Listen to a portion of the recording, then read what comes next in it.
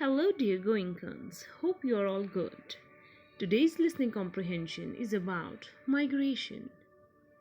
Many birds do not stay in the same country all round the year.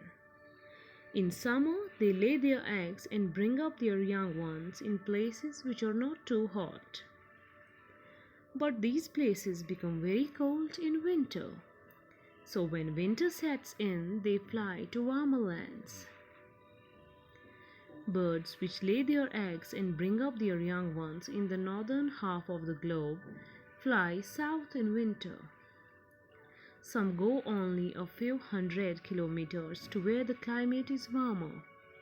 Others go right across the equator. For the same reason, birds in the south fly north. This is called migration. Migrating birds may fly great distances, sometimes more than 10,000 kilometers. The Arctic tern makes the longest journey of all. Each year, it flies from Arctic region right down to the Antarctic and back. Birds which usually live on land like to migrate overland. In this way, they can stop and rest on their journey. Seabirds are happier over the oceans and seas. Migrating birds seem to know exactly where they are going and often return to the same place each year. Nobody really knows how they find their way on these long journeys.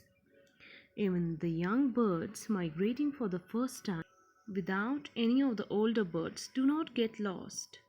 Perhaps they are able to find their way by the sun and stars like sailors.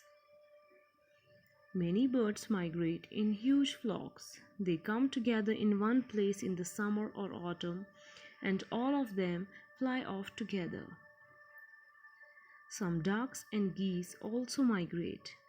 They fly in smaller groups, usually either in a line or a V-shaped formation. But there are some birds which do not migrate because they cannot fly.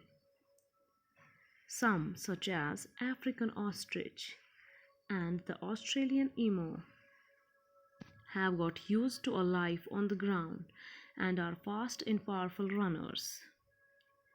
The cassowary, another large flightless bird, lives in the forests of Australia and New Guinea.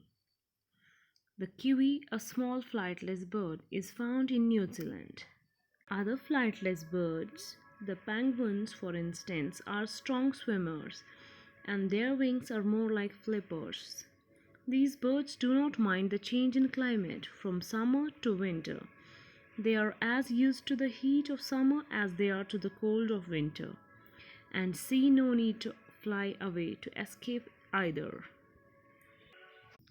Now, dear Goenkans, answer the following questions. What does the passage say? Choose A, B or C and complete each of the sentences given below. Question number first. Birds like to lay their eggs and bring up their young in places which are A. Not too hot in summer.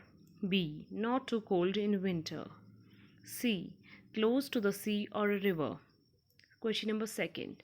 Migration means A. The flight of birds from one part of the world to another when seasons change. B. The flight of the Arctic tern across the equator. C. The flight of birds in search of food. Question number third. Migrating birds seem to find their way A. By following other grown-up birds. B. By looking at the sun and stars. C. By remembering the way they had come earlier. Question number 4. The bird that travels the farthest is A. The swallow. B. The Arctic tern. C. The Australian emu. Flightless birds A. Migrate every year. B. Migrate only once in 10 years. C. Never migrate. Now, dear Goenkans, if you are not able to solve the comprehension, listen to the audio again, watch the video and try to solve it. Thank you for being with me.